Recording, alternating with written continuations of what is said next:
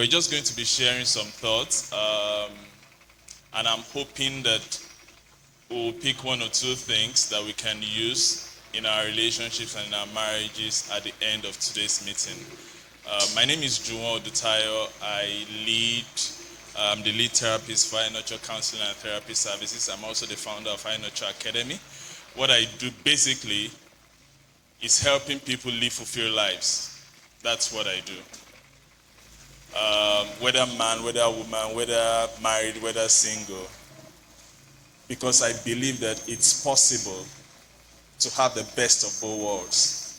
It's possible to do well in whatever business you are in, and it's also possible to do well in your relationship and marriage. It is possible. And I say that confidently. And so navigating that path of making it possible is what I do. I think the first place to start is to, if you identify that, okay, I'm struggling in this area, then that we're good to go. And we can find that path. So today I will just be sharing thoughts on moving from friction to flourishing. Yes, I think we can all see it. So I guess I'll use this. Moving from friction to flourishing.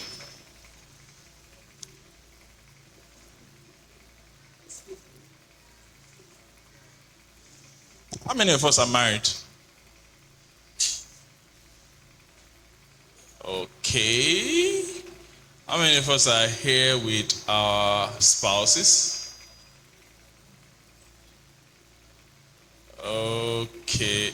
Some people are not proud that they are married. The hand is in like this. Okay.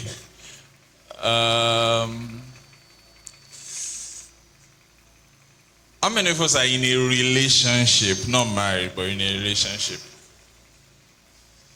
If you are proud of the relationship, let that hand be above your head. Don't deny your partner right now. Okay.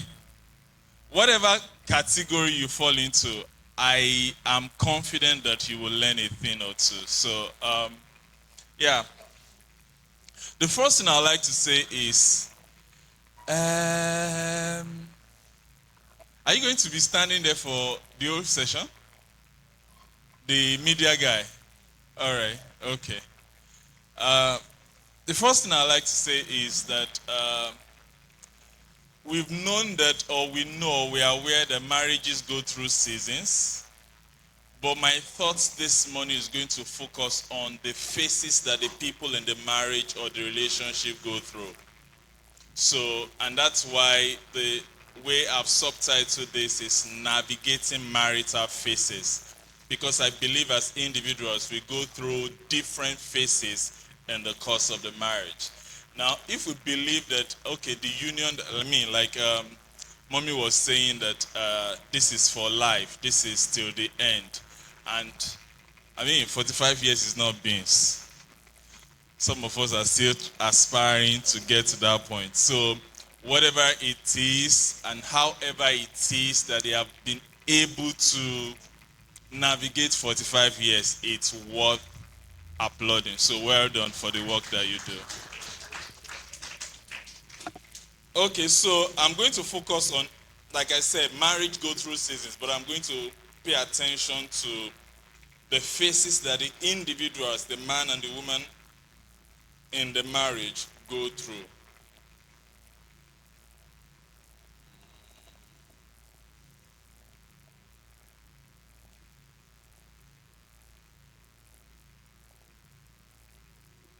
So, there are 4 marital phases. The learning phase, the pushing phase, and the settling phase, and the growing phase. According to research, the learning phase is seen to be between 1 to 7 years. Sorry, still there. All right, thank you. According to research, the learning phase is estimated to be between 1 to 7 years. It can be less than that, it can be more than that. The pushing phase is between 8 to 17 years, and the settling phase is estimated. You can see they are all estimates. estimated to be between 18 years and above, and the growing phase from 1 year like that. Okay, you can see it clearly here. So these are the marital phases. Now, these time frames they are not static because marriage is dynamic. And marriage is deeply a personal journey. So what works, how Mr. and Mrs. A run their stuff is different from how Mr. and Mrs. B run their stuff. The personalities in the marriage determine how long they stay in a phase. Now, like it says, it's an estimate. There are people that can get married today, and in 2 weeks, they have moved from learning phase to pushing phase. Even though the research says it's between 1 to 7 years. And there are people that have been married for 10 years and they are still in the learning phase. They are still discovering each other. So, and the reason why that is so is because the people in the marriage, the needs in the marriage, the personalities in the marriage determine how long they stay in the phase that they are in. I hope I'm clear on that. All right, so we necessarily do not have to look at the number of years and just probably you are 11 years in marriage right now and just begin to use it to judge. By the time I explain each phase, you will know the phase that you are in. All right? So the time frames are basically estimates, and depending on the personalities, it determines how long they stay in the phase or remain in the phase. So let's talk about the learning phase. Next slide, please. So what is the learning phase? The learning phase is a phase where the partner or partners, now it could be both of them and it could just be one of them. In other words, the two people in the marriage can be in two different phases. It's possible. So it could be one of them or it could be both of them, where the partners are willing to be taught and are open to receiving information, instruction that can help their marriage and make them live happily together. They are what you will call the newbies, the newlyweds. So, and you know how it is with people that have just gotten married. Everybody's trying to tell them, this is how it's going to be. And they are also excited. And there are 3 stages of the learning phase: the discovery phase, the adjustments phase, and the identity integration phase. Don't worry about the grammar, I'll explain. So, basically, the learning phase is a phase where people are just discovering each other. The man is just discovering the woman. Oh, this is how he likes this is how she likes it, so she does this way. And you see, the things they are discovering thrills them, excites them, all right? Because they are new. It's a learning phase. They are learning how they both can do well together. Can you go to the next slide? That is what the learning phase is about. So, 3 key things, postures about the learning phase people is that they are open, they are curious, and they are adaptable.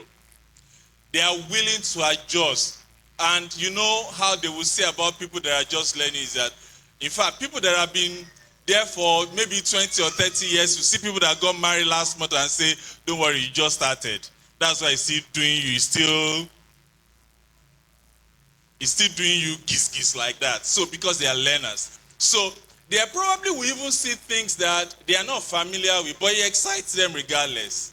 And they are excited. So it's a phase of discovery, it's a phase of adjustment, and it's a phase of identity integration. And what I mean by identity integration is this person has been living as a single person for probably 2-3 decades, and now they are living together. The person is living. So they are trying to balance us and I, togetherness and personal individuality. Because I believe that even though we are married, we still do not lose our individuality.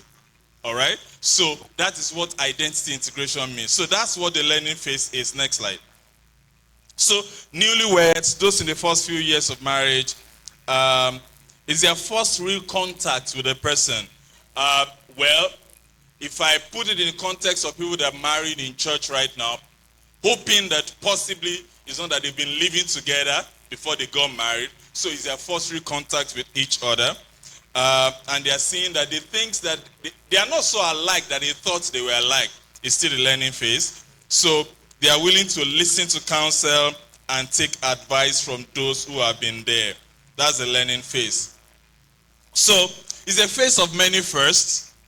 It's their first major misunderstanding as married couples. It's their first pregnancy or first baby. It's their first Christmas together. It's their first family travel together. Is the next slide. I'm on the next slide. It's their first family guest. You see, all these firsts, first travel for Christmas, first this, first that, all these firsts will expose each person and reveal tendencies that are there that they may not be able, that they didn't see while they were courting. Every first experience shows the personality of the person in the marriage. So in other words, and that's why people say marriage will reveal you. See, the things that they are going to experience in the marriage is not the same template as when they were courting. The first pregnancy will bring certain things out of the man or out of the woman that the man is not aware of, unless they probably had a baby together before they got married. But even if they had a baby together before they got married, it's the first pregnancy, it's the first baby, it will reveal certain things. So tendencies that they were not aware of in the learning phase, they will see it. First travel together, first interaction with in-laws will reveal certain things. So it's a learning phase. So they are learning. They are discovering, they are adjusting. They are discovering, they are adjusting. That's the learning phase, all right? Okay.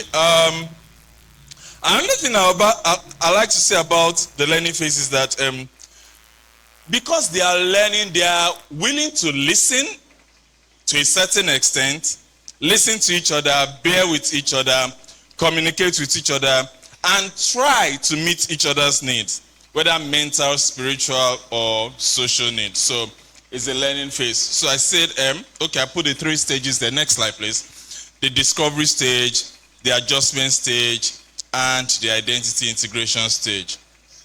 What I like to recommend to people in this phase, probably this learning phase, is that be wise about who you give your ears to, who you listen to. Because chances are that the people you are exposing yourself to speak to you are the people that you probably shape your marriage to be like. So if they are not, if they don't have the right information, they might not help you. So be wise about people you listen to. Because who you keep beholding, you will keep becoming. Who you keep exposing yourself to, it's a matter of time. You will keep shaping your thoughts, your mindset like that person. So, who are you listening to? Who do you talk to? Who is speaking into your life? If, let me use this illustration. If Nigeria is going to play, if Super Eagles are going to play at the World Cup. So sorry. Okay. I'll be mindful of it. It's what the choir used for. All right. If Super Eagles are going to play in the next World Cup, for instance, have you noticed that in preparation for that match, they will play friendlies, right? Have you observed that many times they play friendlies with other countries that are also going for World Cup? Do you understand what I'm saying? If you are going to write a particular exam, who do you study with? Would you rather study with somebody that is going to write that same exam, or you will study with somebody that is not preparing for that exam? It just makes sense that you think about where you are going and use that information to choose who you do friendly with, who you study with, right? So if where you are going is flourishing, why are you fraternizing and playing with people that are not planning to go for World Cup? It's just common sense, right? Because who you listen to, who you keep beholding, is the person you will keep becoming. So if you don't want to become like that, then you probably need to be wise about the people that you fraternize with. And so that's what I would like to say to people that are in the learning phase. Be wise about who you listen to. Everybody, see, people in the learning phase have like 1,001 counselors. They have plenty of people. They run into this, no, that's not how men are. This is not how women. Everybody is just speaking. But you need to be careful who you are feeding, who you are listening from, where you are feeding, all right? So that's what I would say to learners. Then, another thing I would say to people in the learning phase is build guardrails. And by saying build guardrails, what I mean is, you know guardrails? You know these highways, construction people will probably know what I'm talking about. Highways that express roads.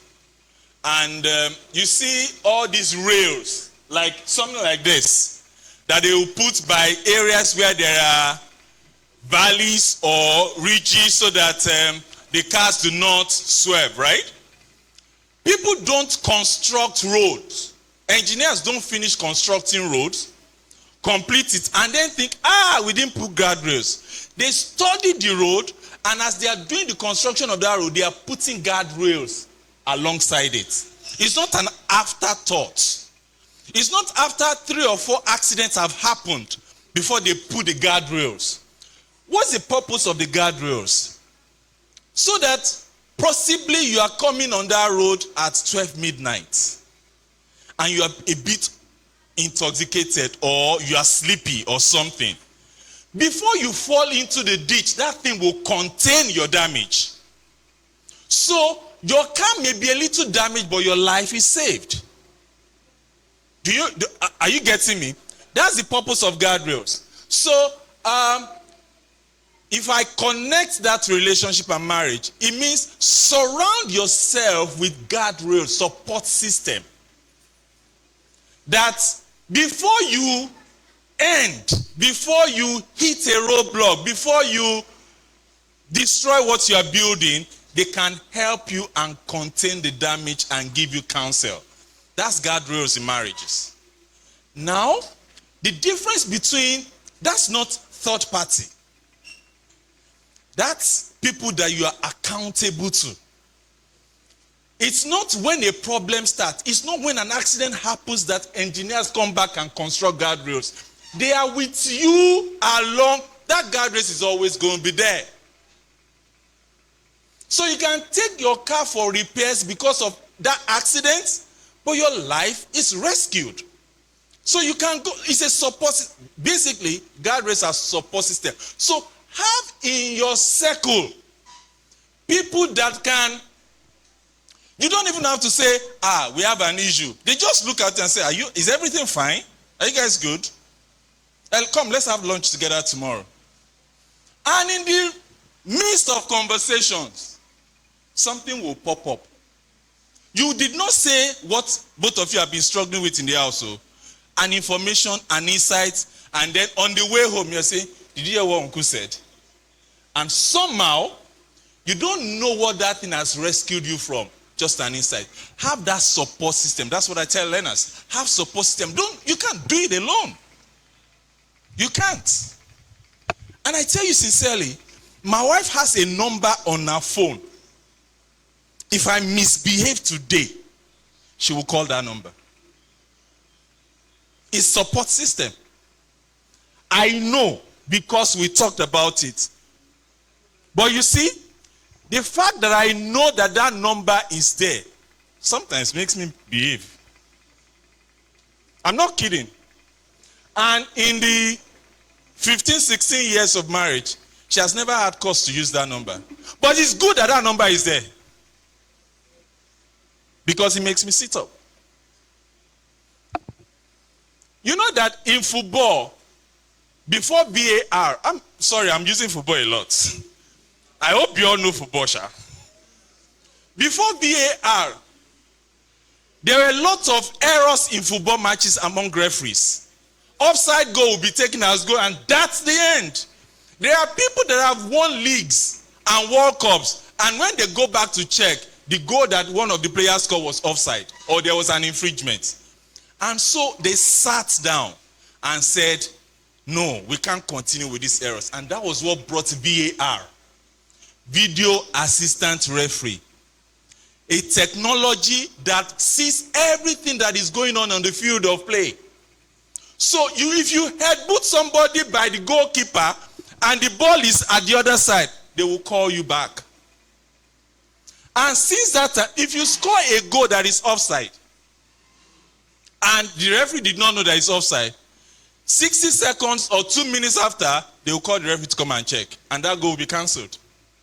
VAR. What is VAR? Accountability. That there is nothing,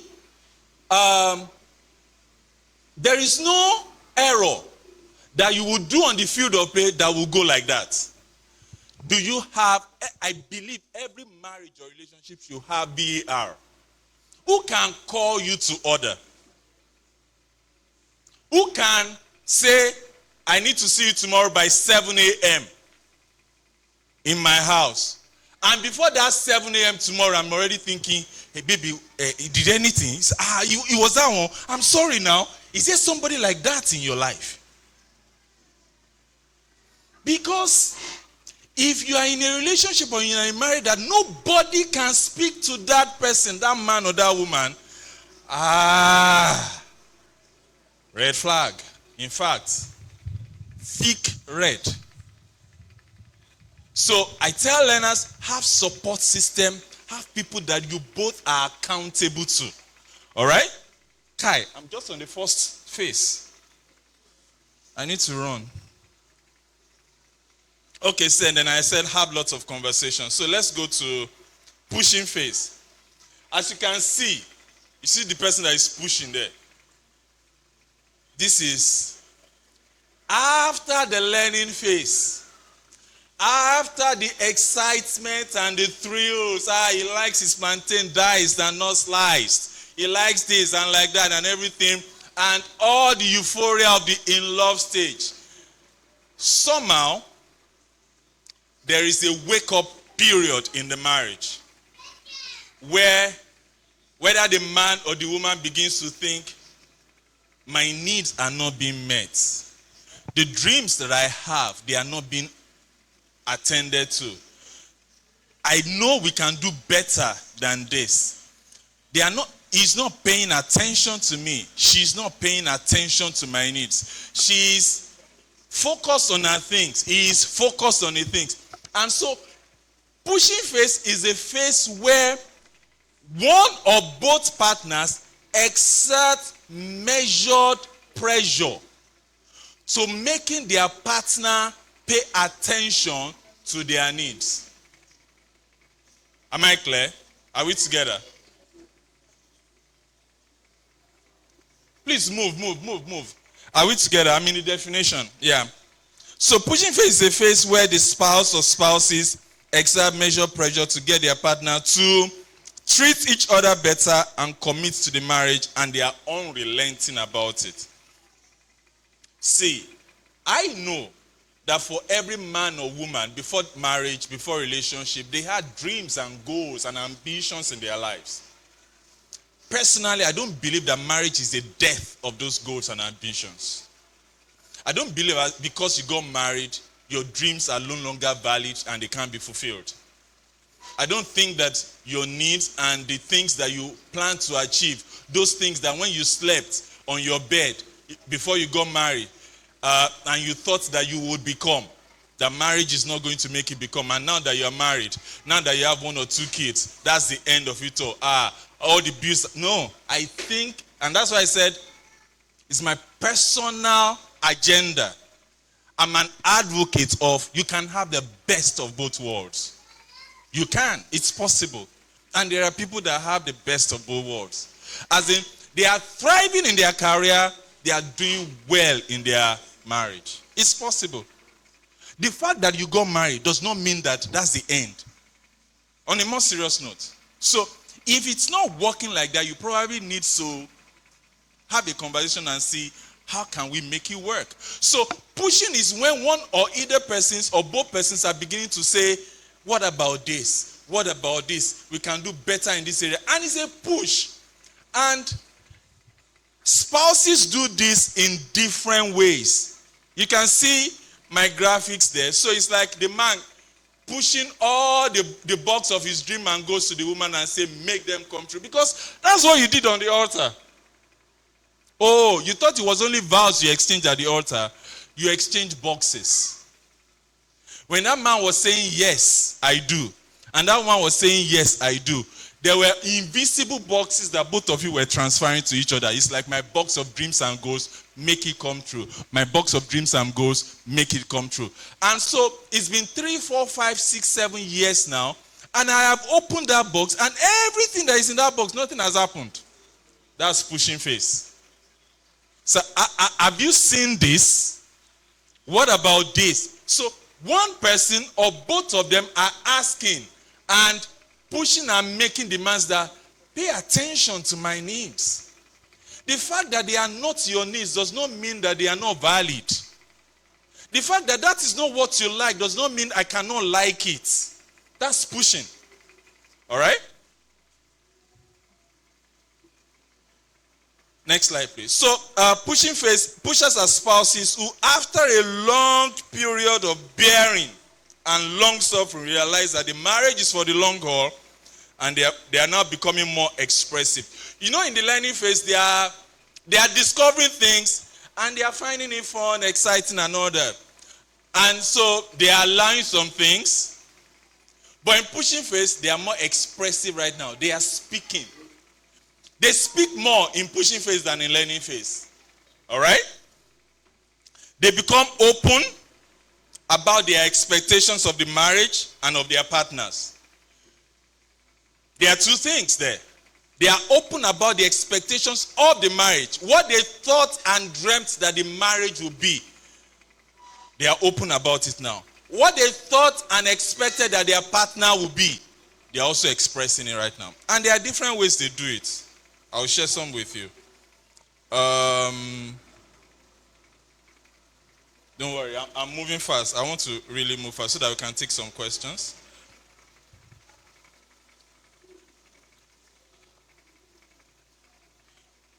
So, if you can just move so that they can see what I want to say right now. Just move next, like 3. Yes, stay there. So, spouses are pushing against neglect. You know, after the euphoria of the learning phase, it's possible to begin to see them finish. It's see finish now. So they are pushing against neglect. They are pushing against monotony. They are pushing against accepting status quo, settling for less, and unfair treatment. What are they pushing for? Attention, more kindness. You know how we men do sometimes? Before the marriage, we'll take them to this place. We'll hang out, date nights, movie nights. We got married and it's just like, we don't marry now. Why am I doing all those things again? On a more serious note, that's the attitude of so many of people in my gender. Oh, why? As in, why? For what for? Are you seeing the bills? Do you know what the house rent is saying? Do you know what this is saying and all that? But you see, you were not seeing those bills when you were doing them before. So, spouses are pushing against, they are pushing for such things that, why should they stop? Isn't there a way? I said, why should they stop? Somebody open their mouth. On a more serious note, why should they stop? All right? Okay? More date nights, more romance, and a better marriage. That's what they are pushing for. So they are pushing against something and they are pushing for something. Okay? So, and there are two types of pushing. There can be pushers that are pushing to have their way, and there can be people that push just to have a better marriage, and they are not the same thing. Somebody might just be pushing just to have their way, just to be selfish. It's just about them. It's also pushing. But somebody can just be holistic and just think, we can have a better marriage. We can do better than we are doing. So they are talking about it. And let me tell you the styles that people use. Because you'll be wondering, how do they push? We push. Silent treatment is a style of pushing. When somebody withdraws communication from you, that means that you've not done what they want you to do. So they stop talking so that you can fix it. It's a push. It's not physically pushing that I'm talking about. It's a silent pressure to make you do their bidding. It's a push. Another style of pushing is nagging and complaining. This and that, this and that. Somebody is just calling your attention to something. You're seeing them as nagging and complaining, but can you calm down and listen to the needs that they're expressing? Confrontation. You said, you never. It's confrontational. But you see, beneath that confrontation is somebody calling your attention to something. Pushers are simply calling attention to their needs. And if you take the time to listen, you will know what they are pushing for. Reporting to third party, unavailability, conversation is also a push. I want us to talk about something. It's a push for a change, for a better marriage, for a better treatment. So, and there are people that are in this phase in their marriage. Pushing phase is a phase of a lot of arguments. It's a phase of several conflicts. You're disagreeing. And you know what? It's not abnormal. If you can just know, and this is what we're talking about, navigating marital phase so that you can move from friction to flourishing. It's not abnormal. It's not like because of the several quarrels or several conflicts you're having, that means you're not compatible. No! That will not be a healthy mindset. The mindset should be, okay, what's going on here? What can we do to reduce this argument? What am I not paying attention to? What is my wife trying to say? What is my husband trying to say? That's the attitude you should have for pushing. All right, those are the 6 styles of pushing. Now, the pushing phase could be a time of mental stress and emotional disconnection. Or it could be a time of mental ease and emotional stability. I'll tell you what I mean. You see the graphics in mental stress. That's when somebody pushes, talks, and there's no change. It's stressful. And once somebody has been doing that a lot of times, complaining about the same thing over and over again, and there's no change, and there's no improvement, and there's no effort, it's stressful. And what happens is they just sit down and give up. Like, come on, what do I need to do? Whether man or whether woman. So it can be a time of mental stress or emotional disconnection. But it can also be a time of mental ease. The push makes the two of us say, okay, what's going on? And then we sit down and talk. That is ease. And that will lead to emotional stability. And you can see the two people there. Because after that conversation, we understand each other now. Okay, this is what you're trying to say. Okay, this is how I see it. Okay, that's how you see it. Okay, I didn't get it then. I didn't know. Because a lot of times our backgrounds are speaking in our marriages. It's not impossible that there's a trauma that is affecting the way you are behaving in the marriage. And marriage is exposing you to it right now, and somebody is calling your attention to fix it. But you are being defensive and you are saying, this is how I am. You saw me like that and you married me. Why are you complaining now? That will lead to mental stress and disconnection.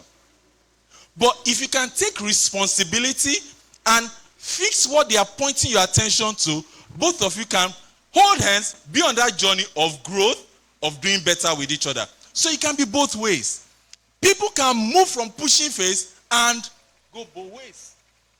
Go their separate ways. People can move. So if you see these two possibilities, you can say that sometimes pushing phase is actually necessary if you know how to navigate it. It might be a period for you to understand each other better if you do the right thing. It might be a period for you to say we are not compatible if you are not doing the right thing. So it can be both ways. So I don't discourage pushing phase. I even think push is necessary.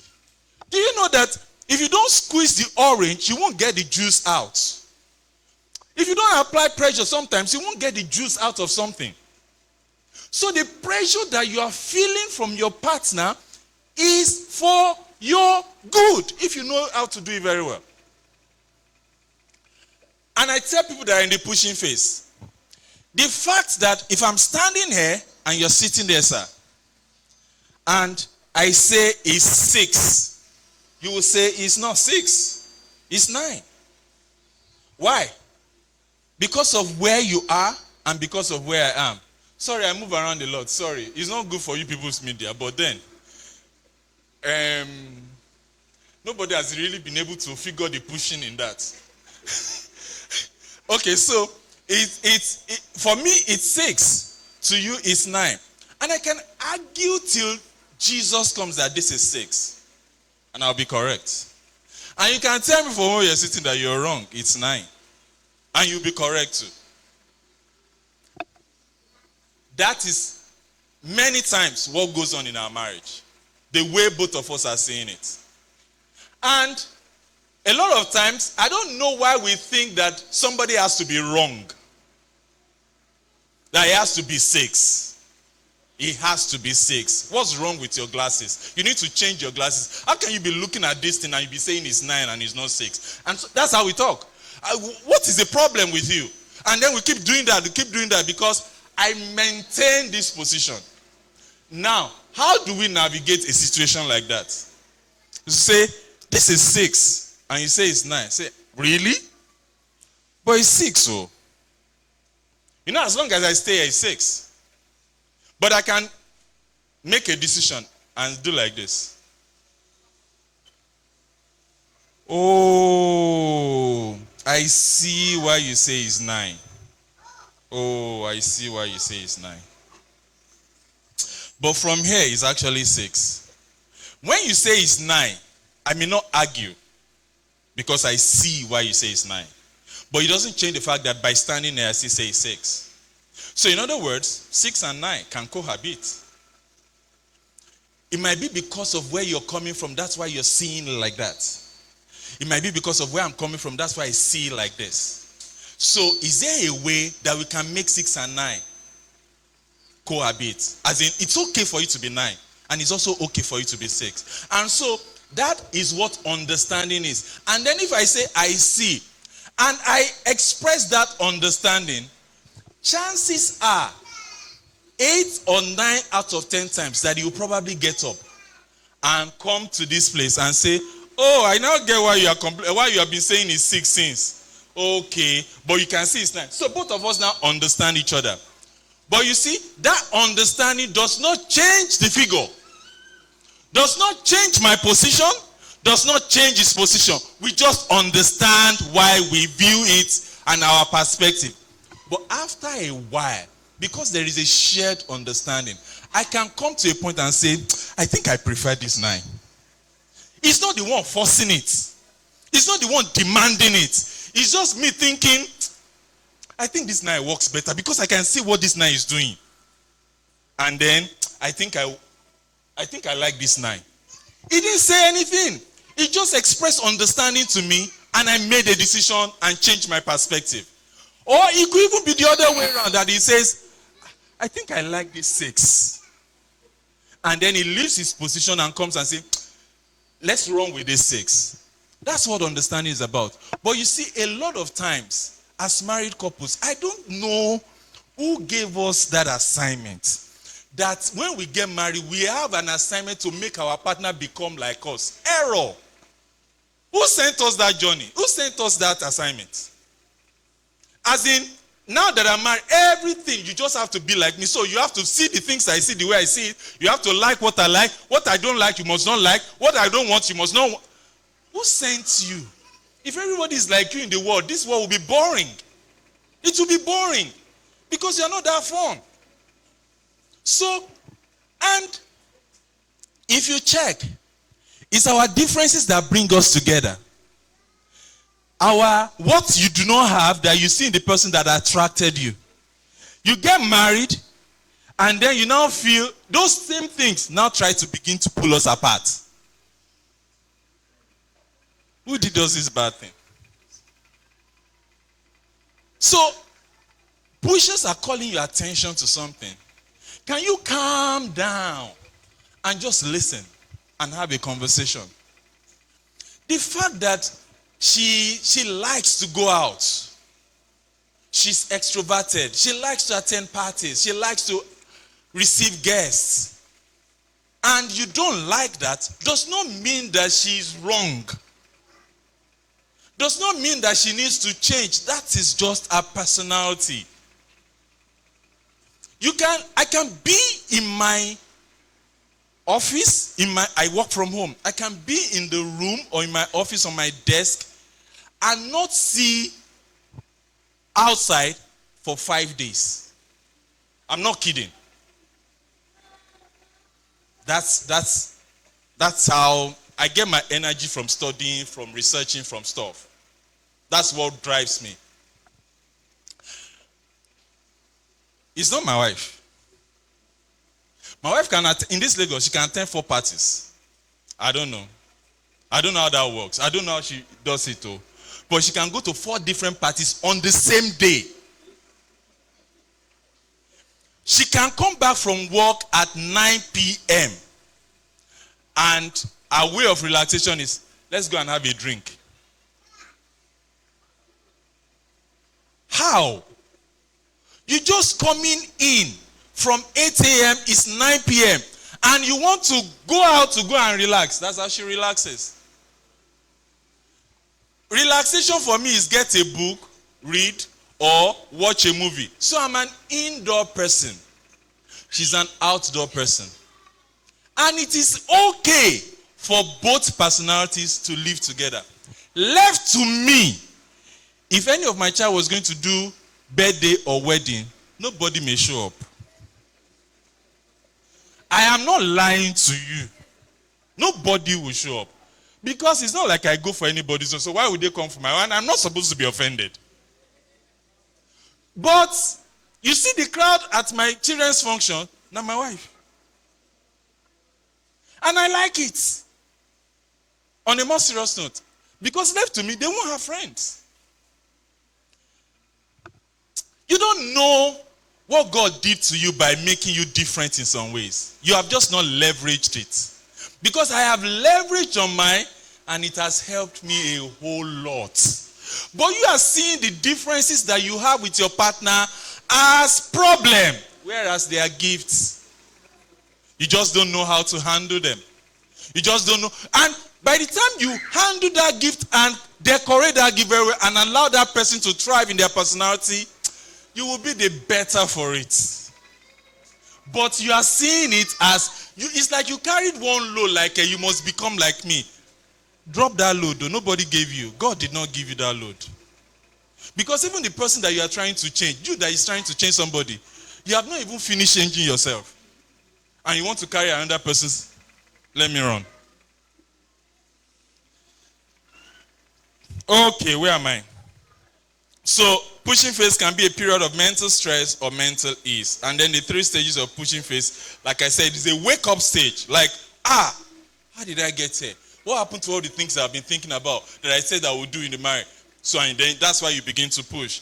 And then adjustment. You begin to adjust, you begin to negotiate. During the pushing phase, because you are pushing and the person is not probably listening, you want to negotiate. So we do 50, you do 50. You give in this area, I give in this area. You try to negotiate and see how it makes to make it work. If that does not work, you go to the 3rd stage. It's a stage of renewal or redirection. This is a very critical stage in marriage. It's a stage of we renew our connection, because pushing can actually push us apart. So if we can know how to navigate it very well, we can renew our connection and get better. Or if it does not achieve that, we can have redirection. And that's what takes us. That redirection is, I do my thing, you do your thing. That is what leads to the next phase, which is a settling phase. Please move to the settling phase. Okay, hold on, stay here. After you've done a lot of pushing that yielded no fruit, it is probably explainable to tire out and settle. And that's the settling phase. You've done a lot of pushing. You see no results, no effort. It's like everything you're saying is falling on deaf ears. They are just set in their ways. They are saying, this is how I am. I can't change, blah, blah, blah. You settle. See that person that is sitting down there. That's settling. Now, next slide. I'll tell you what settling phase is. So, you can see they're moving from learning to pushing and then to settle. Settle is down. Next slide. Just look at the graphics. Can you see what is on the, that's battery, that's phone battery. Is on 1 bar now. It's like you have expended all your energy. You are just running on 1 bar. You're tired. That posture is a posture of people that are no longer talking. That's settling phase. It's a posture of people that are no longer talking. So it's a phase where the partner or partners, it can be one person, it can be both of them. They have become tired of pushing because they have not seen any positive change, and they have resolved to settle for what life has meted out to them. Now let's listen. That definition is constructed because in Niger context, 8 out of 10 times we are not looking at quitting or walking away, especially in Christian fold. So if the marriage is not what you dreamt it to be, society puts certain pressure on you that you don't want to leave it. And so you just stay in there. And at this point, if you check, settling phase is 17 years and above, 18 years and above. There are probably 2-3 children right now. So the stakes are higher for you to even walk out. So you're even thinking about the children. You're thinking about what is going to happen. So you settle. People that are in settling phase, whether their needs are met or not, it makes no difference any longer. You meet their need. You don't meet their need. In fact, when you even now surprise and meet their need, they don't feel anything. Because there have been several years of pushing, calling for connection that produce any result. So it's like now, their bodies and their emotions have readjusted and reconnected to a space that nothing moves them. Good or bad is settling phase. And I dare say, there are many people, many Christians in settling phase in their marriage. So let me describe settling phase. They have seen that their partners are not willing, are set in their ways, and all efforts to make them consider another perspective, consider the fact that it's 9 does not mean it can be 6, grow to become better, drop unhealthy patterns, be more present and intentional. All of those efforts yielded no results. So they weighed the options, and they resolved that they would rather shrug it off and settle than walk out. That's settlers.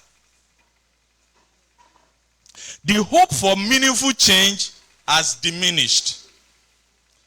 They stop fighting. See, settling phase is very deceptive. Because during the settling phase, there are not many fights. They're not even talking, so they won't fight. The things that he used to complain about now, she is still doing them, but she is no longer complaining. The things that he used to complain about the thing that he used to complain about during pushing phase, she is still doing them, but he's no longer complaining. So they would think that everything is okay, but they settled. They settled for less. Now, what is happening in settling phase is either one or both of them do not have any expectation of each other. You know, when you don't have any expectation, you can't be disappointed. Disappointment is because you have an expectation. Now that you don't even have an expectation, so whatever he does, whatever she does not disappoint you. It's settling phase. So they settle into a rhythm that feels emotionally distant, unfulfilling, or stagnant, simply accepting things as they are. That's settling phase. Settlers are those spouses who could no longer be bothered, whether their needs are met or not.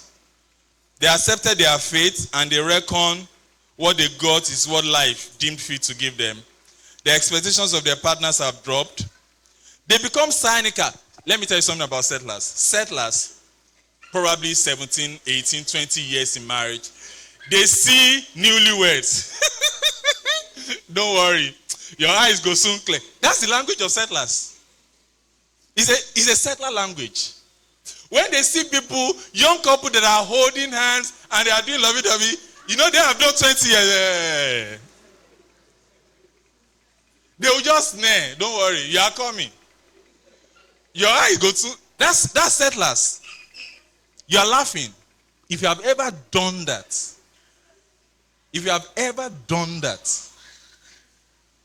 that means that you settled in some way. That means you believe that thing cannot, that feeling that they have cannot be sustained. Why do you believe that it can't be sustained? Because of your own personal story. It's because of your own story. It's because of your own experience that you are unconsciously using to judge their own story. Their story do not have to be like yours. And so the fact that they hold hands, they are touching each other, even though they are 6 months in marriage, and you are doing like this to them, doesn't mean that they can do 25 years and they will still be like that if they use the right tools and put the right system in place. And they are not like abandoning the things they did at first. And there are steps to doing that. It's navigating it, knowing how to. No, they are going to quarrel. They are going to disagree on things, but with the right tools, they know how to manage their disagreements. They get help. They have guardrails. They have support system that can make them. In fact, their disagreements and conflict now, they are saying, so what's in this? Their attitudes are different. But you, from your own experience and your corner and your bias, your eyes go soon clear. That's the attitude of settlers. Okay, so and you see, let me narrow it down to us church people, settlers in church. Many times,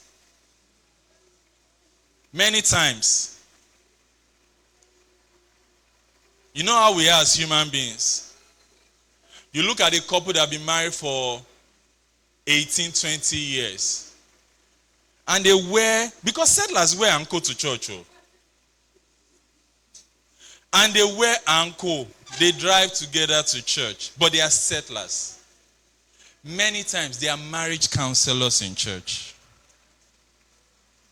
You know why? If they have done 20 years, they should be able to counsel young ones now. But because the fact that they settled is not written on their faces, we don't know what's going on in the house. We don't know that these people are not talking together. We don't know that these people are not even spouses, they are just roommates. But because of the number of years they've done, and the error in that is that you hand over young marriages to people that are struggling. You can't give what you don't have. And probably that might be the problem of many marriages in Christendom today. The handlers, what are they passing down to the younger ones? I have had situations where a young couple complained to their deacon. And I'm not telling you fables, I'm telling you story. A young couple complained to their deacon. The girl was complaining that the man is always coming home late in the night, and she has been telling him, she was pushing, but he was not listening. And what the deacon said was, is he paying the rent? Say yes. Is he providing food for the house? Say yes. What are you complaining about? Deacon. Counselor. You know what she has just done? What he has just done? He has just used his own marriage and story to say, look away from that and collect the ones that you are getting. So, a lot of times, people that are handling our marriages and relationships in family departments are settlers.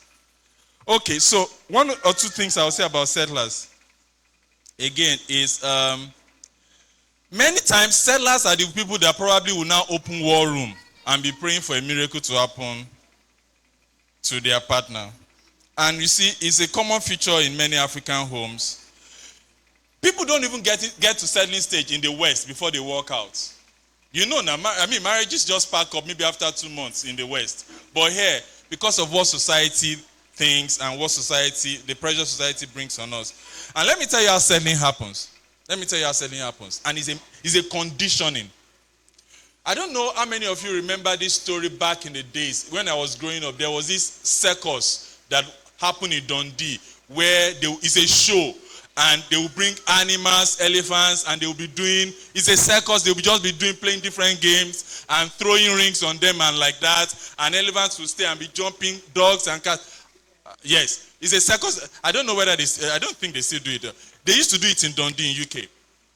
So they interviewed the people who were doing those games that, how do you get these elephants to stay put when you want them to stay put and to move when you want them to move? How are you able to do it? And they said, it's not difficult. What they do is they will come to Africa and go to the forest and get baby elephants. Baby elephants. They will take them back to Dundee. And those baby elephants, they will tie them. They'll put a rope around them and tie them to a stick. And the baby elephant will stay there. And so, the elephant wants to move, he's not able to move. He wants to move, he's not able to move. And he stays there for long. Till he gets conditioned to, he can't move once he sees the stick. So he's seeing the stick and he's seeing the rope and he can't move. And so, after several months, they remove the rope and leave the stick. And the elephant is still not moving.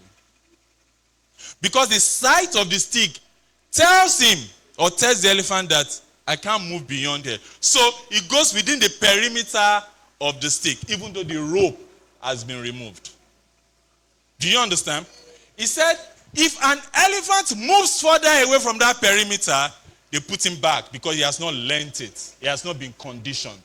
But when an elephant behaves like that, there's a stick, and he sees the stick, and he stays, then he's ready for the circus. That they don't just carry elephant and bring to the circus. They condition them at the sight of the stick, they stay. So when they bring them to the circus, and they see the stick, the elephant stays put. That's how they're able to control them. How does that happen to us? You tell me, I don't like this. I don't change. I'm conditioning you to accepting that behavior. You complain and complain and complain and talk and talk and talk, I don't change. You get tired.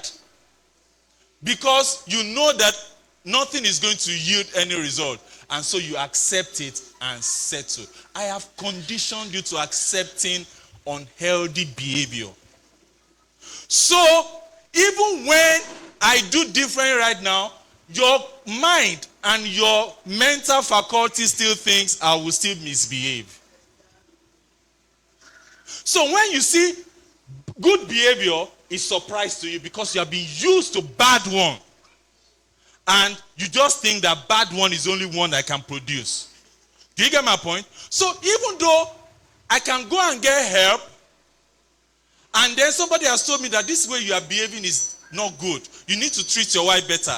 I come back and I try to make adjustment. It's still not, you are not believing.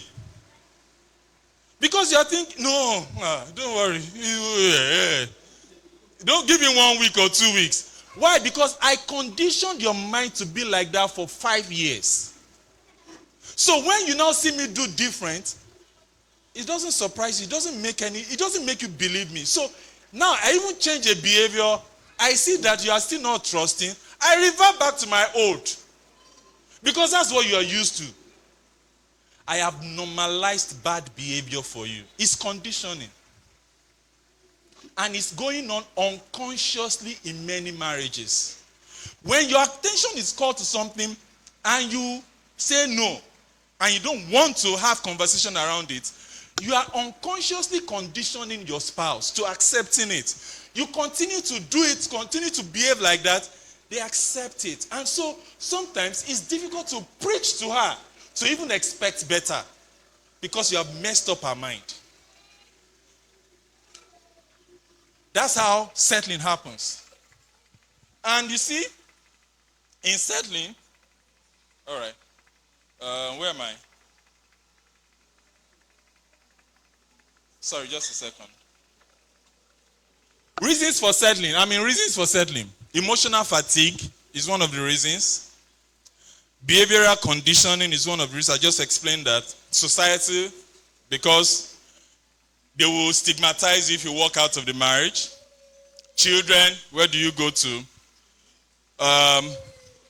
And many times spouses that do conditioning, they use 3 P's to do 3 C's. And it's possibly people in my gender. They use power, they use position, and they use privilege to coerce, to convince, and to control. That's what they do. They use power, they use their position, they use their privilege to coerce you, to convince you, and to control you. So they use those 3 P's. Now, they use those 3 P's to do 3 C's. Settlers' common language, I just want peace to reign, is the common language of settlers. So they are accepting behavior, and their response to accepting bad behavior, unhealthy behavior, is I want peace to reign. Whatever you want, whatever you say. When somebody does something and asks you, so what's your opinion? I'm fine, I'm okay. It's a settling behavior. It's a settling language.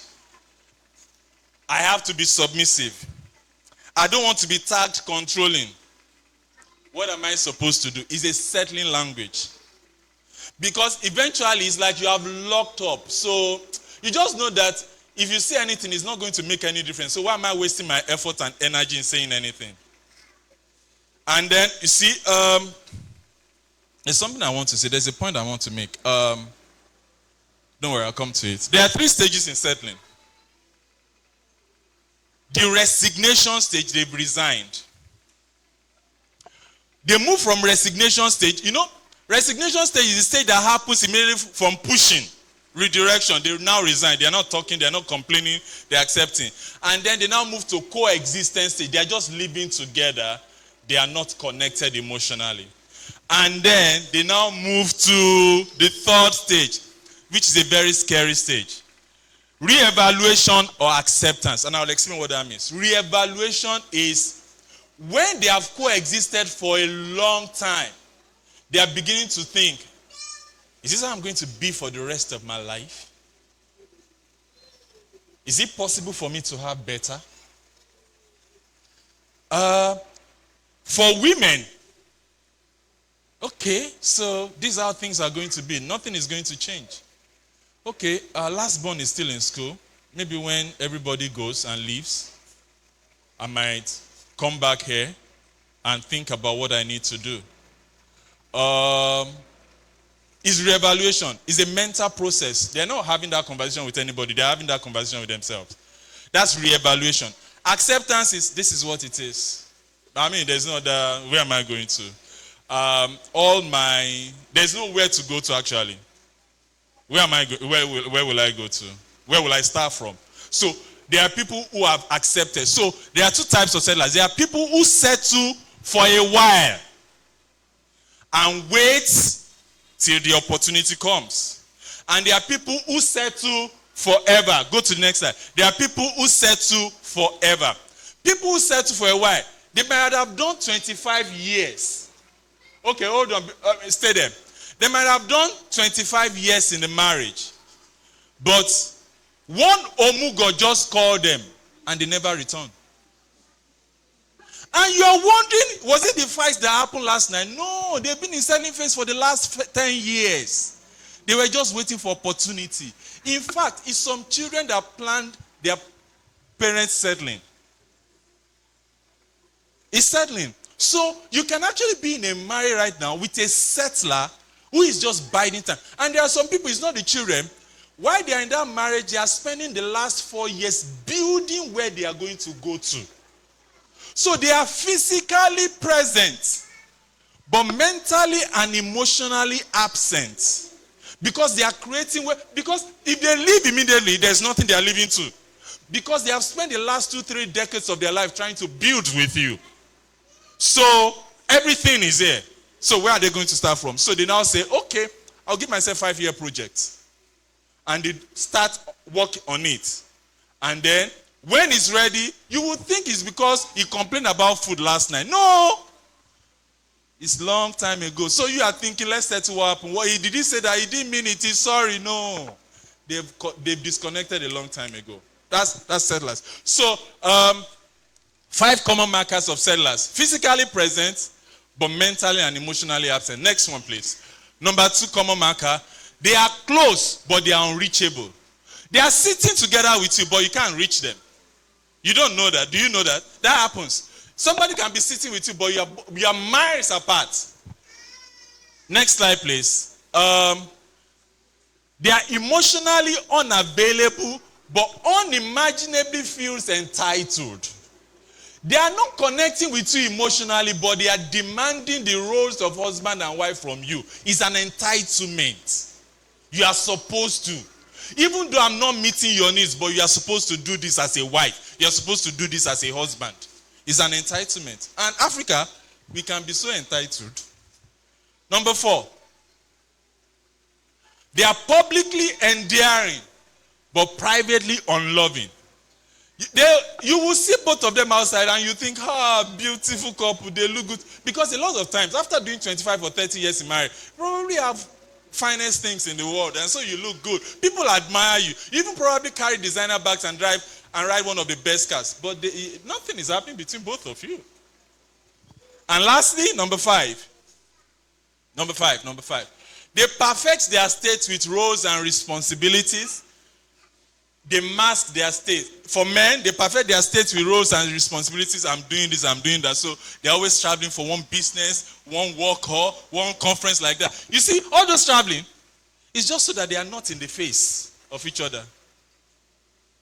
They enjoy being away more than being present. And then for the women, the children is the focus, because really they will just resolve to something. It's therapeutic for them. All right? So those are the 5 common markers. All right. Don't worry, I'll be tying it up together very soon. Recommendations. What do I tell people that are in the settling phase? That chain is not that strong. That chain is not that strong. That chain is not that strong. It's just that the elephant didn't know that chain was not strong. So, there's something you can do about conditioning. If something is not sitting well with you, if you have tried to talk about it, how did the Bible say it? If you have tried to reach your brother and they are not responding, call elders, right? And see. And that's where you probably get professionals. But you see, and that's why I said in the learning phase, be wise about who you give your ears to. Because it's not impossible that even in your attempt to do that, you are going to the wrong and you are going to people that are not skilled to help you. Do you get my point? So, because a lot of times when it comes to situations like this, if I have done 30 years in marriage, for instance, unconsciously, somebody who is skilled, but is just 7 years old in marriage, is the person I'm supposed to go to for counsel? Can you see how it looks? Do you understand what I'm saying?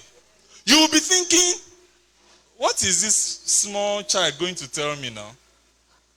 But you see, if you want to fly from here to Abuja, do you check whether the pilot is married or not? You just sit in the plane and trust that the guy has been trained to fly the plane. You don't check. How long have you been flying? Show me your CV for what are the issues you've had. How have you managed challenges? You don't check. They say you're sick. They carry you to the hospital. A doctor appears. The guy just graduated and finished internship. And he's the one that is supposed to do the surgery. And you're lying down. Do you have even energy to even say, no, let me show me? You know why? Because you trust that he has been trained.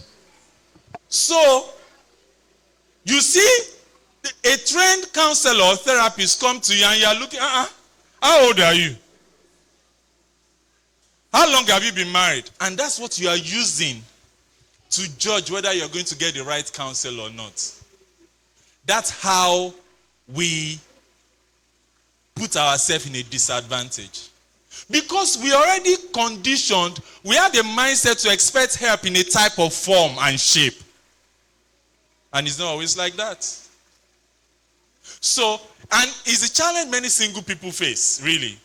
They are trained in something, but because they don't have Mr. or Mrs. or married status to their name, people don't give them value or respect for what they have been trained to do.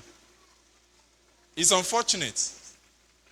Okay, so at this point, for people that are settling, they need help. They need professional help. That's what I'll say, because really, it's a professional help they need. It's a question they have to ask. Do you want to be like this for the rest of your life? And if the answer is yes, there's no problem. There's no problem. Somebody has already been conditioned to be like that. And maybe they have developed coping mechanisms to even live that kind of life. And it can be okay. But if you want better, then better exists. Better is possible. All right? So, seek professional help. That's what I'll say. Now, let me go to the last phase and I'll round up here. The growing phase. Move. Next slide. Next slide. Next slide. So, no, go back. I think you move faster than me. Go back. Is it a ghost that is pressing it? Who is the person? Is it okay? Okay, so now I want you to see this picture. So, you can see learning to pushing and settling is down and growing is up. You see that up journey, that upward journey? You know you break a sweat if you are trying to climb stairs. You agree with me? You break a sweat if you are trying. To go down is not difficult. But to go up, you will have to make some effort. So growing phase will take some effort. So you can go to the next slide now. Okay, so what's the growing phase? It's a phase where both partners choose a lifetime of continuous learning. It's a choice. It's a deliberate choice. They choose a lifetime of we are never going to stop learning. We are never going to come to a point where we believe that we know it all. Nobody can talk to us. All right? Continuous learning, continuous developing and increasing in knowledge about their union and how to do better. They have a positive disposition towards the information and new insight, especially when such makes them better. Okay, so they are consistently adding value to their partner. That's the thing about growing. They are intentional about their partner. They are always checking, how are you? Is there anything I can do to make you better? Is there any way I'm treating you? They ask such questions, even though they are difficult questions. That's the attitude of growers.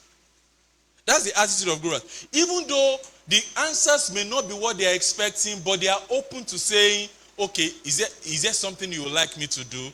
Okay, what I did now, is it okay with you? They are asking such questions. So it's a mindset, it's an attitude. That's what growers have. They are never tired of learning. Never tired of learning. And then they are a team. They are emotionally, continually adding value. When I say adding value, do you know that a bottle of water, this bottle of water, if you find it in some store in, which place can I use? Let me use, permit me. Let me use Ajegunle. You find this bottle of water in Ajegunle. It can be 300 naira. Am I right? Or how much is it? 300. It's 300. Oh, I'm correct. It can be 300 naira. This same bottle come to Eco Hotel and Suits. Same bottle. Same manufacturer, same content in Eco Hotel. is 2,000 naira. It's same bottle, it's just the place that are different. When I say add value, is supposing the bottle in AJ City that is 300 sees the bottle in Eco Hotel and they meet someone, say, how far guys, how you guys doing? Fine, fine. So how much? You people, they buy you guys for 2,000 naira. And it's 300 naira, they are selling you, and they are talking like that. And he now begins to desire that he will find his way and walk to a hotel and he will collect the same value. If he nurses that desire, will it be bad? It's not bad. Okay. But if he nurses that desire and the shop owner says you are not going anywhere, you are staying here forever, you are stuck here, that is what not adding value to your partner. I have a policy that if your partner was at level 3 at the commencement of your marriage, and 5 years after, they are still at level 3, your KPI is not reading well. You are not adding value. On a more serious note, that's a quick assessment. What level were they when they were joining you? You've done 10 years now. What level are they? Are they better than where they used to be? That's your KPI. In companies, don't you do KPIs? Key performance indicators. As in, do an assessment. Do a quick assessment of yourself. How were they? And for people, it's not that they are even in level 3. They have even dropped 1 or 2 levels. That's a quick assessment. If they were operating at this level at the commencement of the marriage, and after 7 years, they have not up 2 or 3 levels, how can we say you're doing well? Because even in the place that they pay your salary, if you're not doing like that, they will sack you. So, if God should run marriage like that and say, 5 years, let's do your assessment. This is how you're doing. Come on, get out. John, come and marry this woman and do better. That's what they do in companies. Is that not what they do? I'll still using this bottle. Supposing my company produces this bottle, it's my company that produces this bottle, and we're selling bottled water. And we are making sales, we are making a lot of money. And business is good, my staff are smiling. And after a while, I just noticed that the figures are dropping, we are not making sales. I'm coming to the store, I'm seeing they've not sold this month, everything is dropped. I'm like, what's going on? I'm checking my system, and I'm saying that money is not coming in, products are not moving out. Right? And I called the management meeting and say, what's going on? We are not selling. Is it that people are no longer drinking bottled water? Said they are drinking, sir. So what's going on? And they say, sir, we noticed that they now buy bottled water with red caps and red wraps. Are you serious? Yes. That is because other bottled water companies are still selling. But it's just that they've changed the cap and they've changed the wrap to red. And we are still using blue. And I have thousands of bottles that are produced in the warehouse. Tell me, will it be wise to say, but that's not right? They have been accepting blue and red. This blue before. Take them out, force them to collect it. Is that a good boss behavior? Will it work? What do you suggest will work? Even though we have thousands in the... So it's wasted. It's to go and remove all those caps, and all of you agree. Okay, so I take your advice and I change the cap to red and I change the wrap to red. And I send my marketers out. Go and supply. And they come back with a truck empty. Everything was cleared. They sold. And we are smiling. And then we continue to push out red caps and red. What does that say? It means that the customer is king. The customer decides what I produce. If you refuse my forcing the blue and the blue cap and the blue wrap on them and say it will not work. It means that I don't have a say in this matter. Do you agree with me? When it comes to marriage, your partner is customer. If they say this blue cap and blue wrap is no longer working for them, they are king. You're forcing the blue and the blue wrap and the blue cap on them means that you are not a good boss who wants to make profit. So if you want to make profit, you should say, okay, I thought you actually like blue. So it's red you want now. I will make effort and change to red. And change this cap and make it red. That's how you make profits in your business. Why do you do that for your organization and your company? And you can't do the same principle in your relationship. Why?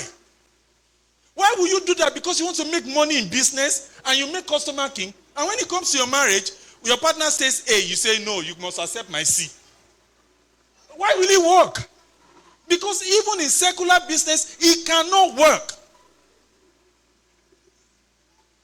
So, yes, 2 years ago, blue was okay. 2 years ago, yes, I know I drank water with blue cap. But right now I'm saying, I don't like blue again. And you're telling me, you used to like blue. You've changed. It's you that, did you tell your customer you changed? They know they changed. But, is it your change? Is it your change? So, if flourishing is your goal, if profitability is your goal, the customer is your spouse, and they are king. And it's vice versa. So if I'm doing something right now, and I think it makes my wife happy, and she's saying, no, I don't like how you are treating me, I should fix it. My love language is physical touch. And I can tell you stories of how my love language is physical touch. It moved from physical touch to quality time. But it was moving, all right? But my wife's love language is not physical touch. It's not quality time. It's words of affirmation. I cannot go and be speaking quality time to her. She won't get it. I cannot tell her and say, I don't know how to use words of affirmation. It's for me to find out this is your love language. I will learn and develop how to speak the words. It's the same thing. See, you know what? These principles, they are simple things. We apply them in other areas of our lives. But when it comes to marriage, we just feel entitled that, you are born again, you are a Christian. You should know, you should just accept it. It's us Christians that are doing us Christians. Because we use Christianity to just excuse a lot of bad behaviors and bad treatments away. So you are not doing well with your partner and you are saying, didn't the Bible say you should submit? Didn't the Bible say you should love one another? So where is your Christianity in this now? But you are not looking, turn the flashlights to you. The principles are not hard. Because I know we are smart enough that when it comes to business and organization and work that is going to bring money that you're going to see physical cash in, you will do well. You will do better. But this one that is not that you are seeing any physical cash, you just take it for granted. Come on now, we can do better. We can do better. On a more serious note, we can do better. And you see, everybody should be on the journey of growth. Everybody. See, it's not that my parents had a fantastic marriage that I'm doing this. My dad did 9 wives. Why are you saying like that? It was very loud. My dad did 9 wives. I think my mom was the 5th or 6th. I'm not even sure her position. I'm not sure. On a more serious note, I'm not sure. Maybe I'll ask her when next I go. But she's not sure too. The old man did 9 wives. He was a local champion, man. He was just scoring goals. So, I didn't get it from home to do marriage well. My siblings are in 2nd, 3rd, 4th marriages. I'm not kidding. But there was a quest that can it be better? Are there people that have better? It was a personal quest. And I realized that there are people that have better. So after I realized and answered that question, what are they doing to have better? I subjected myself to therapy for 2 years. I'm not kidding, I'm telling you my personal story. And I lived with my therapist, I lived with my mentor for those 2 years. I saw a man treat a woman well. When he was doing his 70th birthday, my wife and I went to Abuja because we used to live in Abuja. My wife and I went to Abuja. On the testimony, my wife collected the mic and knelt in front of him and said, "Thank you, Daddy. I'm enjoying my marriage today because of what you did." And guess what? He didn't sit me down in those 2 years to say, "Juwon, this is how you should do, this is how you should." I just saw it. So even when my wife was thanking him, he was also thinking, what did I do? Because he didn't do master class, how to treat your wife. He didn't do it all. I just lived there and I saw it. So I just felt it's possible. So when I enter the kitchen and make my food, it's because I saw him do it even at his old age. That I'm not browsing through TV channels and waiting serve. Where is the food? Because that's what my dad did. That's what my father did. And with 7 or 8 wives that are even competing to curry favor, you can imagine how they were treating him. That's where I grew up from. But I just knew, no, it can be better. The point I'm making with this is, if you don't subject yourself to growth, you will continue to be like that, and it will not be the fault of God that your marriage is not working. It will not be God's fault. What are you going to do with it? Will you get help? If a football club, season is going to start in August, right? I'm going back to football again. There was a time Arsenal bought this player, Julian Timber, right? And for the first year, how many Arsenal fans are here? Okay, sorry. And when they bought him, the guy was injured. I think he played 1 match and he was injured. He was injured for the whole season. What did they do? They took him to physiotherapy, and for the whole season, even though they bought him, he couldn't play. If we discover an injury, a wound, a trauma, can we subject you to treatment so that you can do better in your marriage? Because if you're struggling, you can't do flourishing.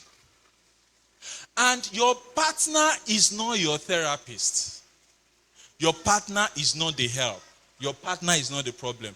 Can you take ownership of the things that are not together and ask for help so that you can make your marriage from? Because you know what you're doing?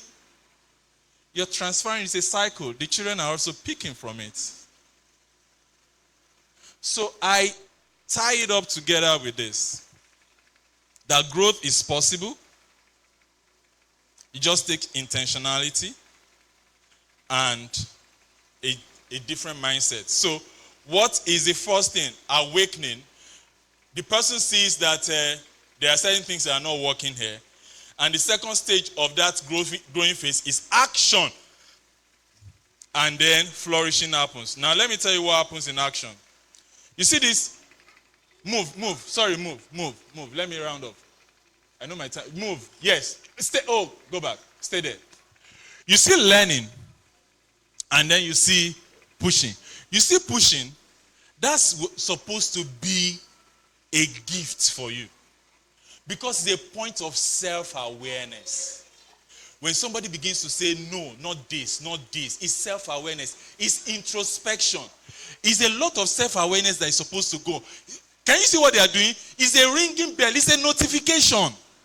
Something is not working. Resetting. Can you see? This is the icon for setting on your phone, right? It's setting. Somebody is reading a book. It's time to study, to understand, to say, okay, what can I do?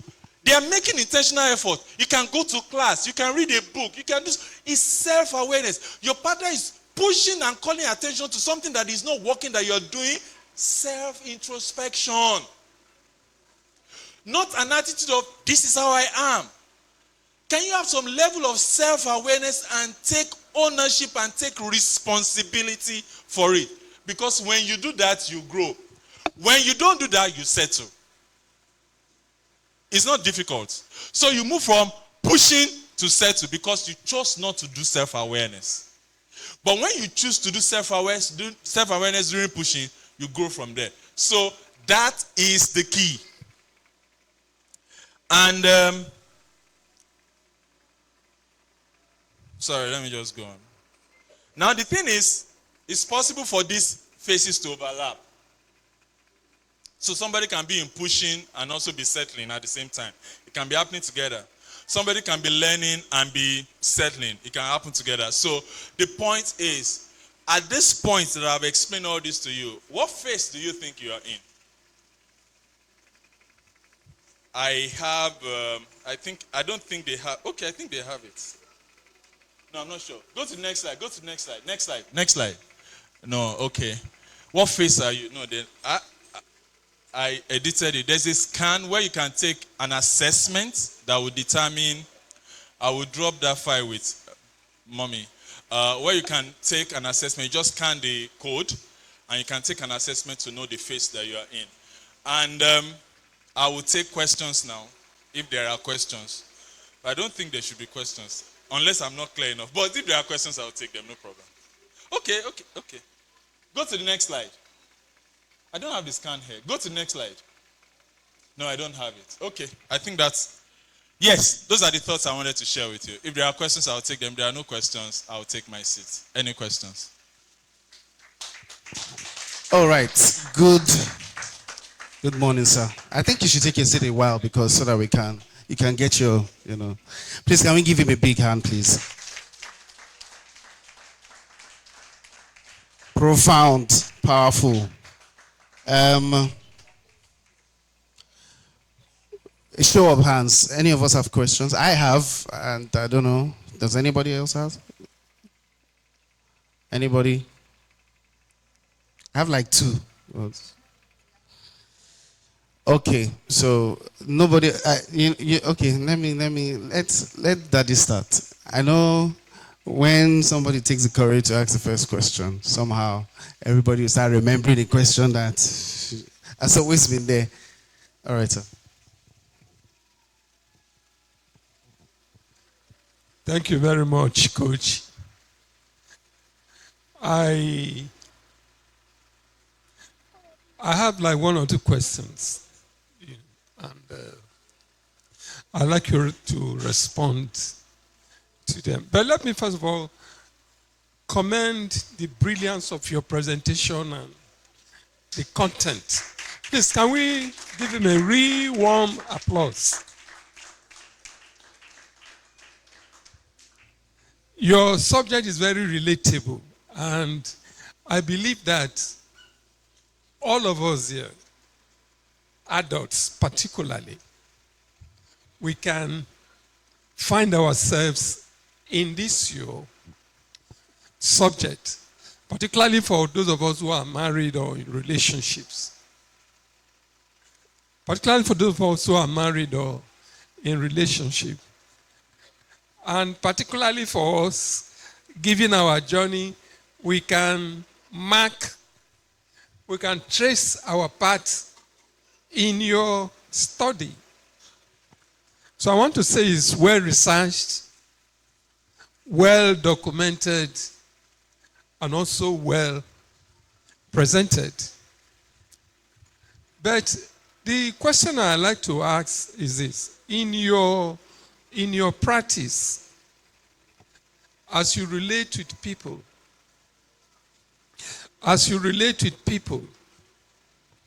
you would have had several cases, case studies in your interaction. Have you had any really troubling case that even after all your attempts to salvage, you didn't quite, it still failed? Because I believe you would have, it's just like a doctor. you try to save as many as possible. Some still go.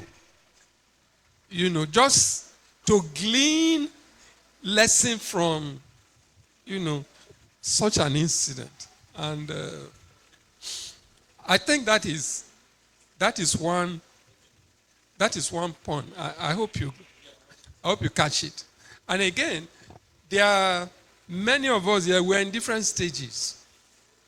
There are very young people here, and I believe through our mentoring and example, I think, and I want to believe that they are drawing a lot from us. We've come a long way. We've had ups and downs, but we are still, marching on. Perhaps you can look at these various stages you have highlighted and then give encouragement to people in each of those stages. Because I want to imagine that you just can't be married 1, 2, 3, 4, 5, 10 years and you're already at the... Well, it's possible you mature and you're in the growth stage, but identify those your stages, offer encouragement, because that is the essence of the whole, related to each point. Offer encouragement. I hope you got it too. All right, please let's clap for Daddy.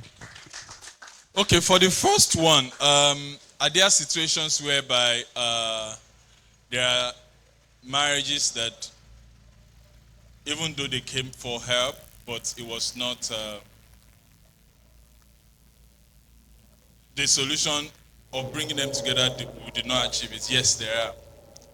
And those instances they happen. They still happen.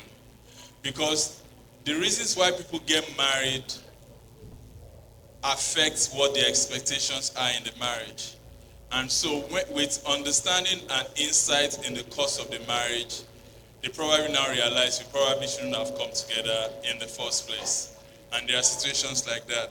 And there are those that are not even like that. Let me even give practical situations.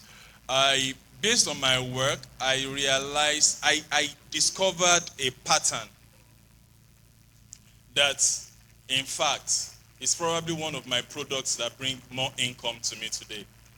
I just realized that there are several women that are in dissatisfying marriages, but they are not willing to leave. So they just want to know how they can still function even though the marriage is not functioning. There's a pattern like that with a lot, based on my own experience. So I created a product that I call Flourish Regardless. Flourish Regardless. Now what I discovered, sir, is our culture plays a significant role in even the way we shape our marriages. There are 2 Nigerian women married for 14, 15 years. They signed up for Flourish Regardless with me. The first one, I was running the program with both of them. One is in Canada, one is in Nigeria. By the time the one in Canada was in the 6th session,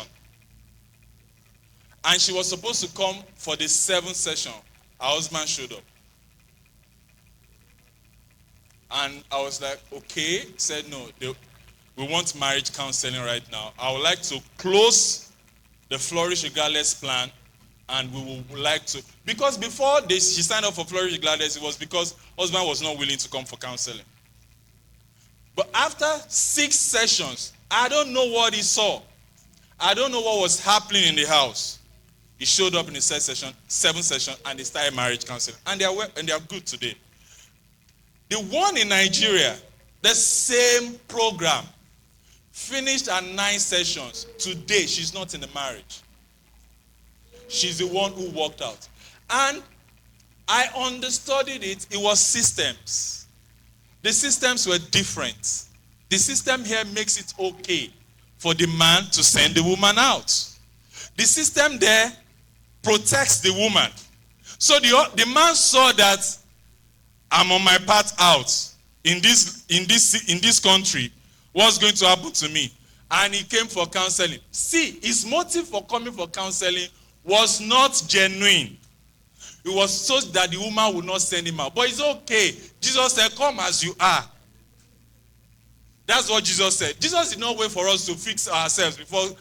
Just come as you are. When you come in, we will do something about your motive. Do you understand? So, two women, same program, two different outcomes. Why? System. Culture.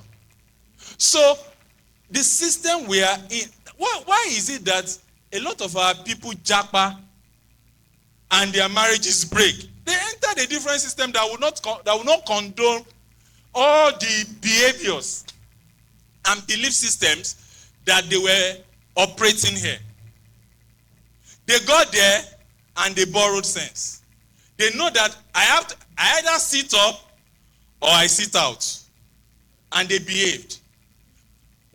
People complain that our women jackpot and then they start misbehaving. No, it's just that the system is different. So, are there situations where some marriages don't work? Yes. And on a more serious note, I am not particularly, because when you get to heaven, us Christians, when we get to heaven, God is not going to say, show me your marriage certificate before I allow you into heaven. No. You didn't know?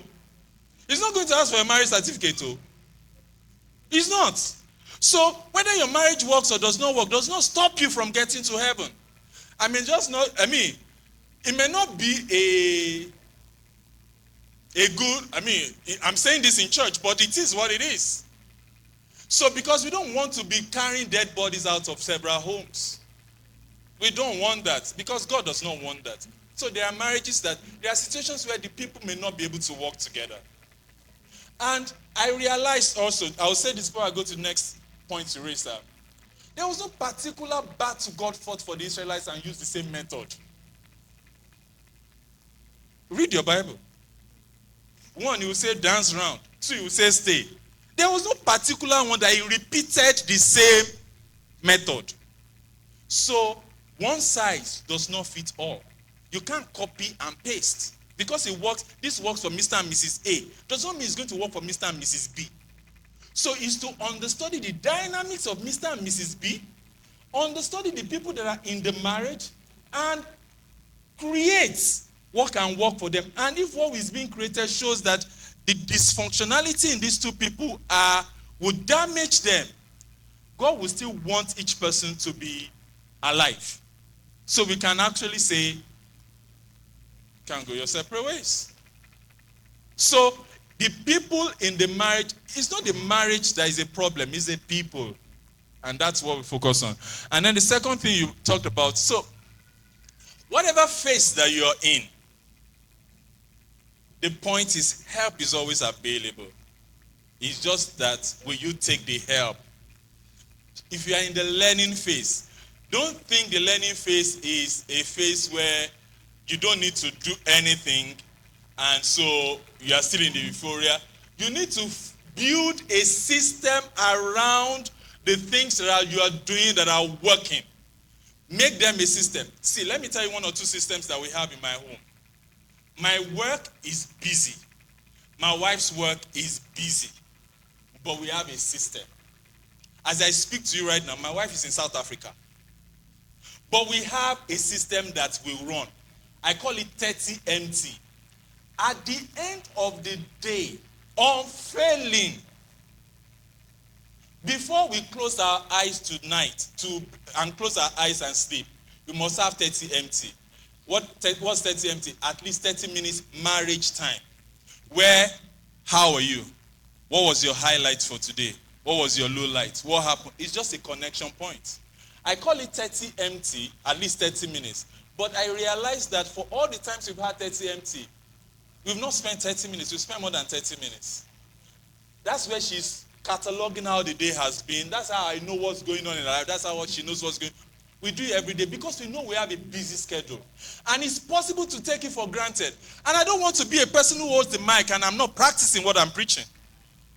So it's a system that runs in my home, unfailing.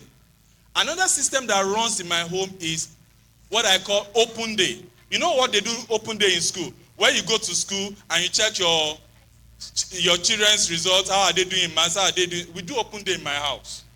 At the end of the month, last Saturday of the month, my son is the open day moderator, where everybody comes together. How did you do this month? Daddy, you did this one last week and I don't like it. You said, when they give you any complaint, it is not for you to explain, it's feedback. Okay, I will not do that next time. It's open day and everybody has free room to express themselves. We do it monthly. It's a time of bonding and connection. There are several systems. You see, these systems, there are things that, you know what the Bible says in Revelations, that the things they start to do, is first love. You abandon your first love. No. We concretize things that work and turn them into systems and structures. And look at life generally. Everything is about system. Political system, religious system, cultural system, legal system. It's like for anything to change in any place, they have to build a system around it. You see this LGBTQ that people cannot do anything about. You can't do anything about it. You can't pray 7 days a week and make it go away. Why? Because it's a system. How? 40, 50 years ago, they began to enter into the legal system, create policies, design, use media, push it in your face. So you now think, now they are there in 2025, you will now do 7 days fasting and prayer to make it go. It's not going to work. Even God did not just dump Jesus down. He used a system. Mary, get pregnant. It's a system. Joseph, come, nurture the baby, let him grow. Why didn't Jesus just land and say, I am the same? It will not work.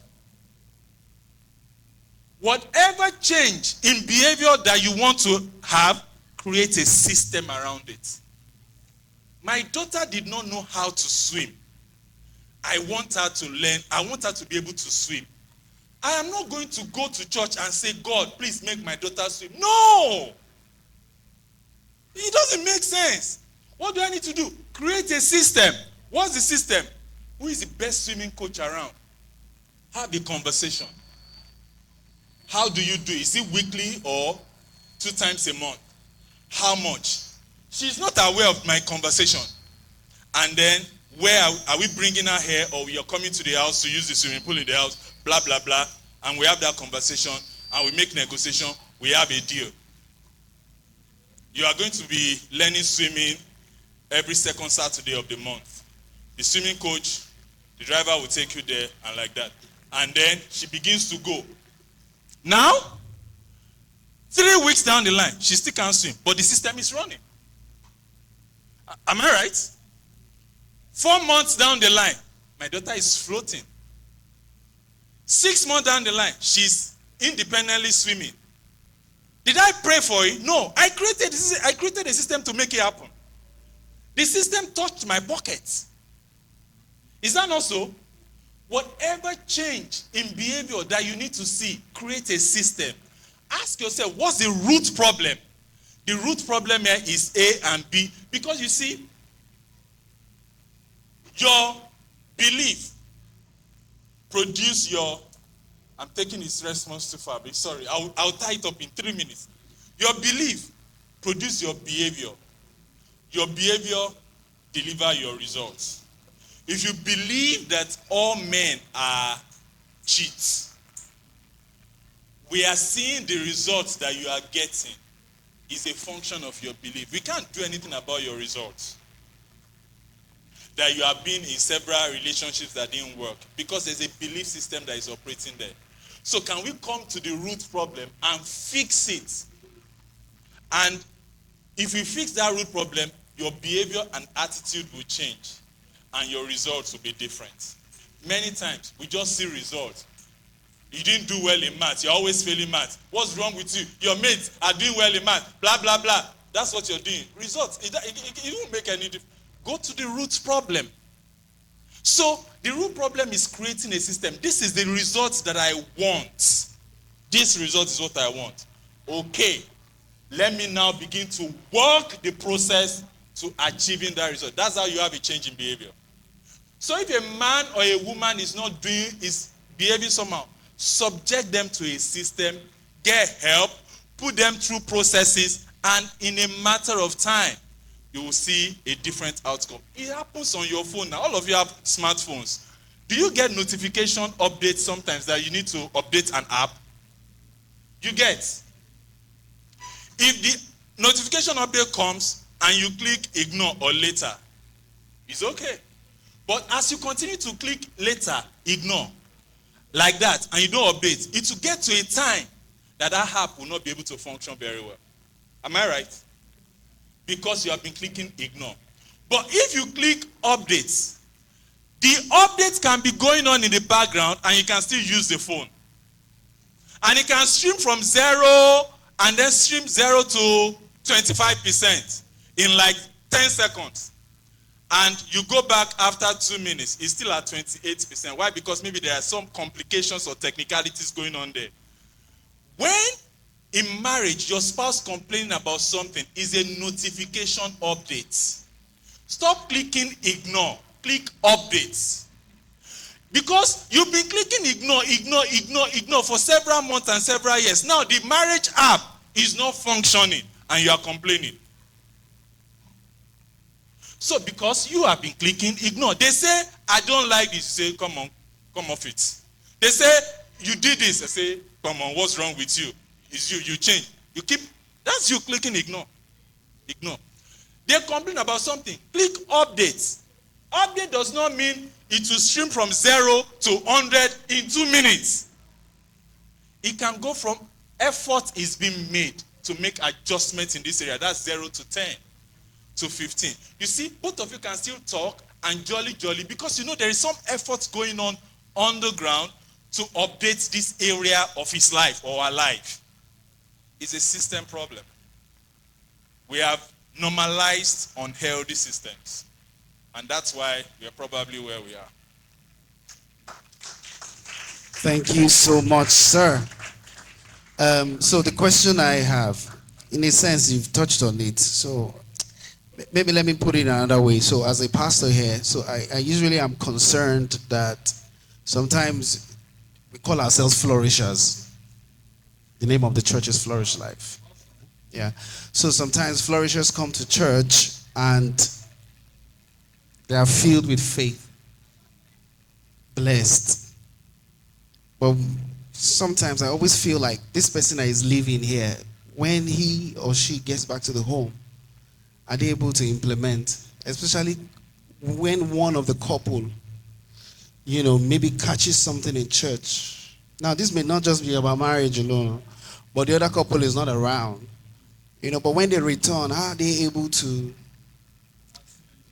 Yes, because the other person has been informed. Like now, some people are here. Maybe their spouses are not here. I'm not saying they're necessarily having any issues like that. But how do they still?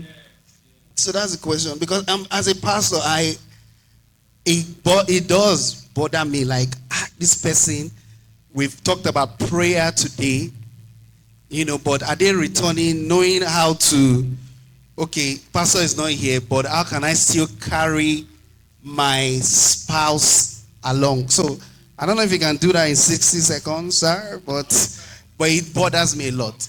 Yeah, and I totally get it, because really what would have been ideal is that both parties hear the same thing. They won't have to do, but you see, sometimes you may not be able to help it. It's unavoidable sometimes that I cannot say because my wife is not going to be present, so I'm not going to go for a meeting or go to church and get knowledge. So it's just a matter of growth. It means that you're going to take responsibility to be patient and do more work, because now you know that based on the information that you have gotten, you're probably going to be operating with a particular mindset and attitude that your partner will not be able to synergize with. So understanding from that perspective, and then an effort to try to make them also get the same information. So if I ask a child here, for instance, supposing I ask this girl now, I say, what is 9 times 7? She may not be able to tell me because probably she's in grade 3 and 9 times 7 is probably for grade 5. Okay? But I know that if she gets to grade 5, I can wake her up from sleep and say, what's 9 times 7? And she'll say 63. All right? So if I understand that my spouse, that wait time is where patience and understanding is needed. Now, what can damage, what can ruin that wait time is if you now begin to make demand and be forceful about it. It can, rather than help, it can actually even push them further away. Do you understand why? Because a lot of times as human beings, when we see that somebody is trying to change us, we are we can withdraw. But it's wisdom. It's just understanding and saying, hoping that they will also grow. And what you can do is to, whenever the opportunity comes, just make sure that they latch onto it. I think I'm aware that there's a form that has been shared, and it's not everybody that has filled it. It's one way. So what growers do is they latch on, is a continuous learning. It's a mindset, it's an attitude. I can listen. See, somebody will look at people like me or people like us and say, who is your own counselor? Who is your own coach? I built a system. We have a space that we go to on a monthly basis where is a gathering of couples. We are not teaching. I am not the one speaking. I am, in fact, in that gathering, I'm a photographer.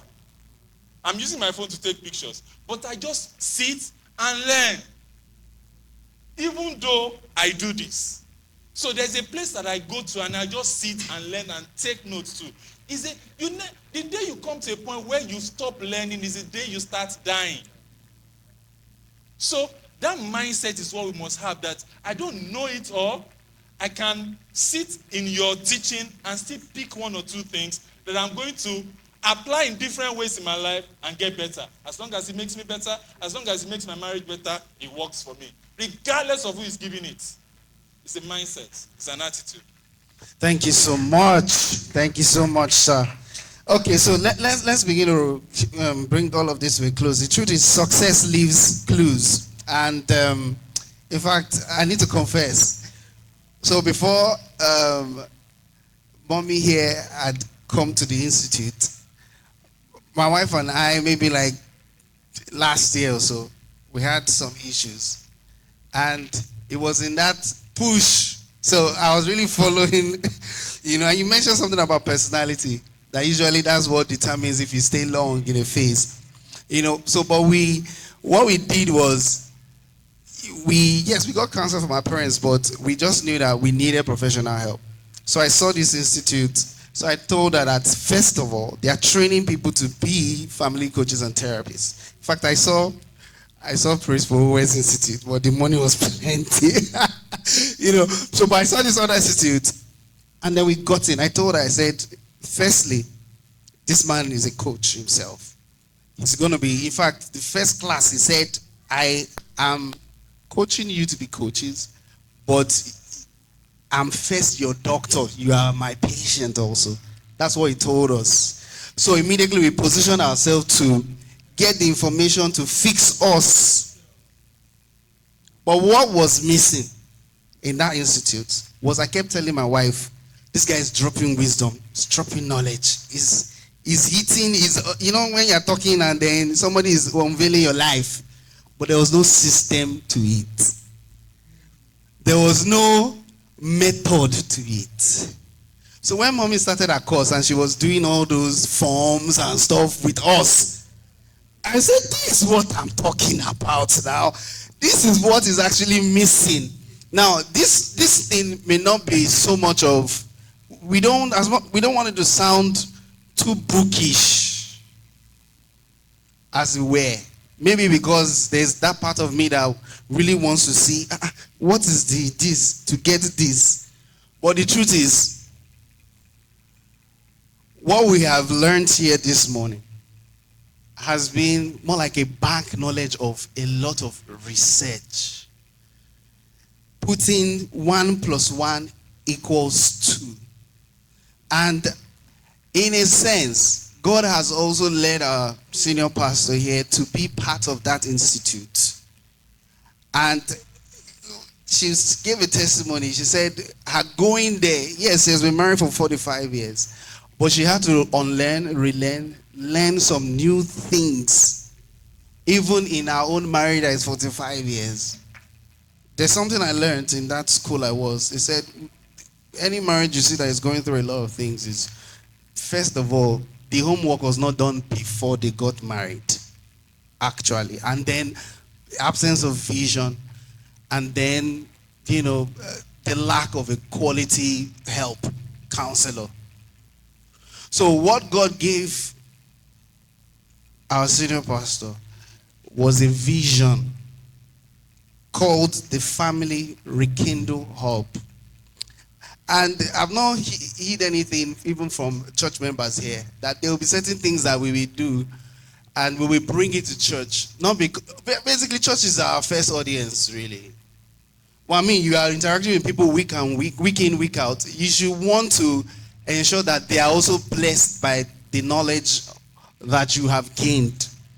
So, the Family Rekindle Hub, I want to say it has come to stay. Please, can you clap? Can you clap? Means basically implementing all of this. I don't think it should really stop here.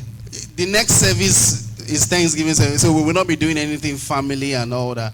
But I'm just saying a process has begun, and I want to thank all the church members for even opening their hearts to this. We call it Family Rekindle Conference. I've been Rekindle, opening your heart to say, okay, let me even go and be blessed to learn and to hear.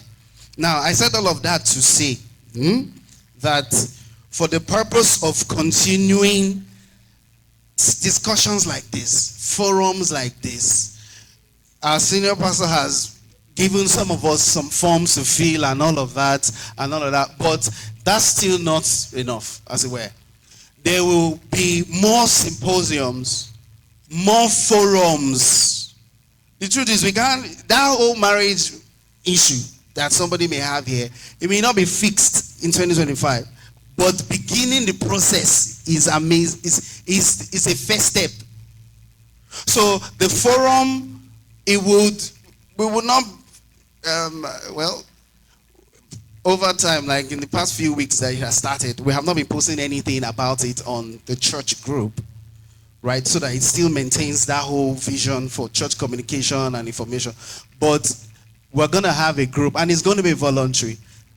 We'll post the link, Family Rekindle Hub, today, and whoever has benefited even from this morning, and that I want to also learn more, please, I want you to click on that link and join the group. We're going to be doing more symposiums. Now, it may be online. We don't know when a physical meeting again, or another guest, or if our guest will return for another topic or no. But I want to believe that this will really help. It will help me as a pastor. Because it's not only good, okay, the person brings offering tithe, or the person came to church. The life must also be transformed. In the next 6 months, somebody should be talking and say, pastor, you get one system where we also do for our house. So, Sunday afternoon lunch, we watch movie and everybody, they interact. That connection, we don't get them back. I will be happy. Plus, seeing you in church and plus your offering. Praise the Lord. Hallelujah. Church now, praise the Lord.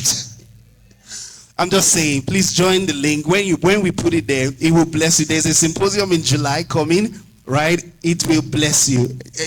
Our coach here is not going to be there, but there are other, practitioners that will be there. Please, let's be part of it. Praise the name of Jesus.